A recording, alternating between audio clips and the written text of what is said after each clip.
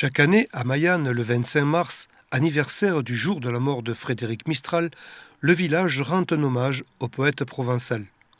Ce jour est aussi le jour de l'Annonciation. La journée commence avec une messe, dite en langue nostre, dans l'église du petit village, célébrée par le curé doyen de Salon, Michel Desplanches.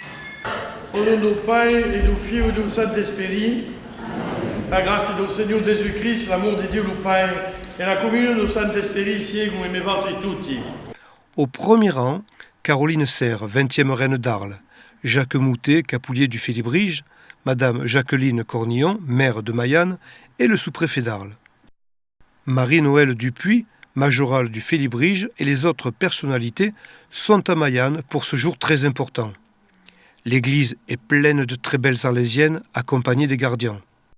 Ce jour-là, l'homélie est encore plus belle et les chants pieusement accompagnés par l'assemblée. Au carrefour de la fée et des traditions, c'est toujours un moment de grâce. Sapete che il Signore nous fait dentro signes.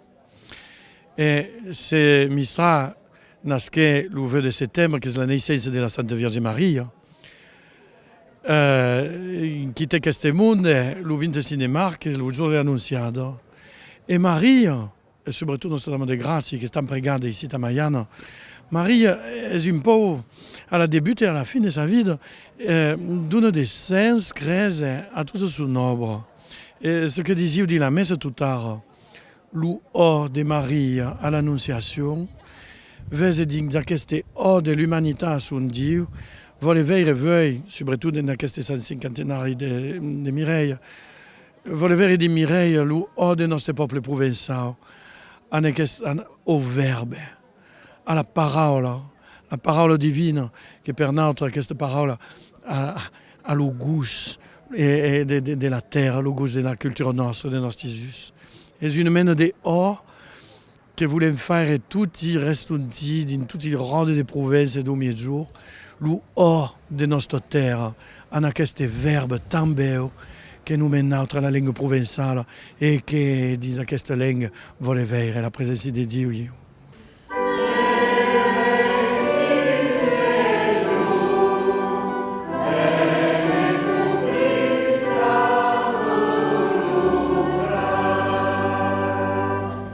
Toutes les personnes sont venues pour célébrer la gloire du poète et de Mireille.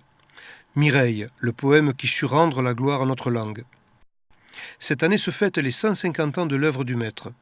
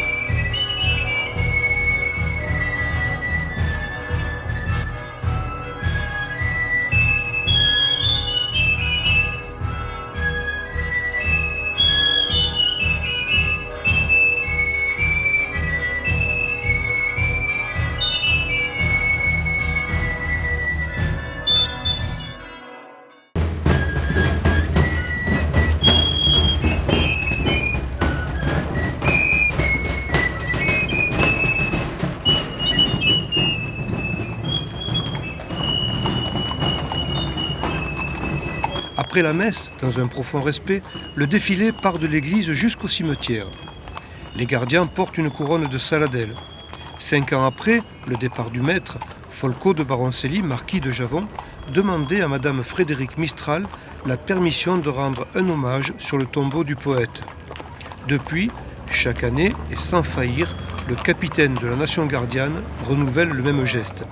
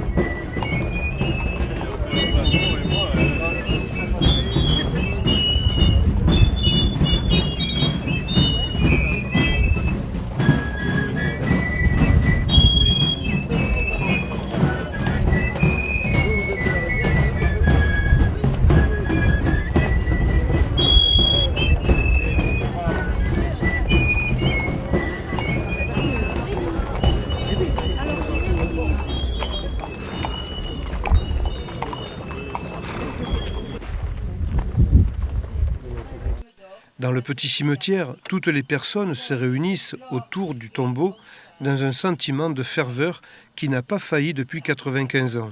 O Senhor és la fonte de graça, l'abondouze fonte de redenção, és eu que reimará Israel de tutti sis iniquitas.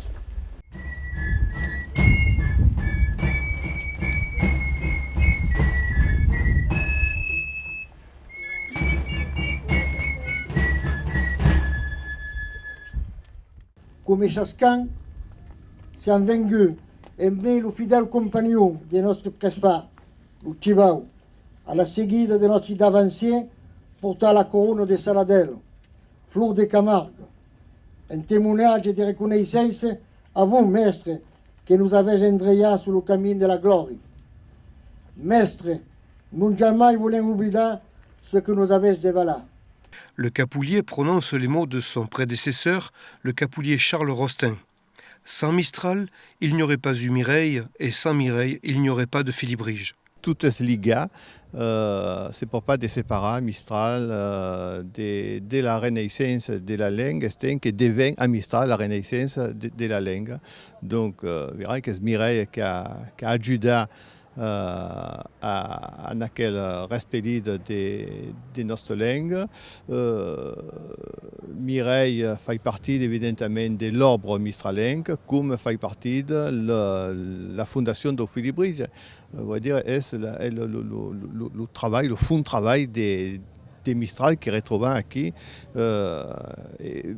Verdaderament, les cas, c'est pour ne pas se séparer. Il faut savoir légir Mistral et interpréter sa leçon et à partir d'ici, aimer quelle leçon de Mistral, vivre de notre temps, vous voulez dire Mistral à Bahia. Un biais de vivre une pensée qui pouvait sonner d'universal. Et à partir d'ici, l'enseignement de Mistral peut s'adapter à tous les temps, à tous les peuples. Et ici, ce sont qu'apparents ici en province, l'apparent pareillement dans les autres pays de Languedoc. Mais podrien effectivement pareillement apparer des cultures de l'autre monde du monde, exactement pareil. L'idée mistralenque est universelle. Ça ne reste pas rare des provinces, et loin d'accord.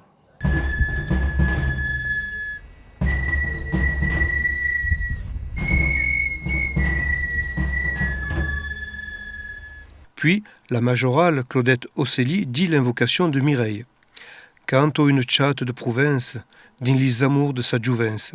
À travers de la crau, vers la mar, din l'ibla, humble esculando au grand tumère, eu la vole segui. Coumereren qu'une chatte de la terre, en fort de la crau, se n'est gaire par là. Et mai son front non lusiguait ce que de juinesse, et mai n'aguesse ni diadème d'or, ni manteau de damas. Vole qu'en gloire fuguait haussade, comme une reine, et caressade per nostre langue mespresade, car qu'en tant que per vautre, au pastre et gendimas. Après l'hommage, devant le musée, qui est la maison de Mistral, Madame Jacqueline Cornillon, maire de Mayenne, souhaite la bienvenue aux faits libres et rappelle le calendrier des manifestations à venir dans le village. Le musée est très important pour nous. La maison d'écrivains de Mistral nous occupe depuis toujours. Il y a eu la restauration dans les années 90 parce qu'elle était tombée un petit peu en difficulté, parce qu'elle était vieille. Et heureusement, nous avons pu la restaurer. Et maintenant, c'est l'avenir qui nous intéresse parce que nous allons acquérir un bâtiment annexe pour mieux accueillir le visiteur et faire plus d'expositions que par le passé. Donc, dans un mandat, ça pèse, oui, c'est vrai que mais c'est passionnant. Entre-temps, Caroline Serre, la gracieuse reine d'Arles, nous dit que cette journée n'est pas seulement un jour de fête, mais aussi et surtout un moment solennel pour remercier notre maître pour son œuvre et sa pensée. Oui, le 25 mars, c'est toujours un moment plutôt d'émotion et d'hommage à Frédéric Mistral plutôt qu'une fête où tout le monde se retrouve. Et c'est vrai, je pense que donc ce n'est pas une fête, mais ce n'est pas une date que les gens retiennent facilement comme les fêtes d'Arles ou comme une fête. C'est un moment très particulier où on voit et on sait que les gens qui sont ici sont là pour Mistral. On a la même foi et on vient rendre encore un hommage. Ce n'est pas un dernier, c'est encore un de plus à notre maître, à notre père de tous. Et comme je disais tout à l'heure à certaines personnes, quand on vient ici le 25 mars, c'est une année nouvelle qui commence avec pleine d'espoir et justement on se dit l'année va bien se continuer. C'est un peu notre premier jour de l'année pour nous dans notre calendrier d'Arlésien. C'est vrai, c'est de se retrouver sur son tombeau, de tout ça. Et puis il y a une ambiance qu'on n'a pas ailleurs, que nous ne pouvons pas retrouver ailleurs. Et c'est vrai, d'être chez lui dans son jardin, on a l'impression d'être à ses côtés et d'aller dîner avec lui après. Voilà, c'est assez émouvant et on est porté par tout ça. Les participants visitent le musée et l'exposition intitulée Mireille, du poème à l'éternité, organisée par le félibre Gérard Baudin. Madame Cornillon était déjà conseillère municipale à Mayanne quand se sont fêtés en 1980 les 150 ans de la naissance du maître et a une grande joie d'être le maire du village dans la période où se fêtent les 150 ans de son œuvre. Mais c'est sûr, c'est un grand honneur et nous sommes ravis de pouvoir mettre en exergue Mireille. Mireille a été traduit en plus de 50 langues et ce qui est vraiment remarquable, c'est que, à ma connaissance, c'est la seule œuvre qui a été écrite au départ en langue régionale et qui a été adaptée à l'opéra, au cinéma, plusieurs fois, au théâtre, aussi bien en français qu'en provençal, et maintenant aussi à la danse.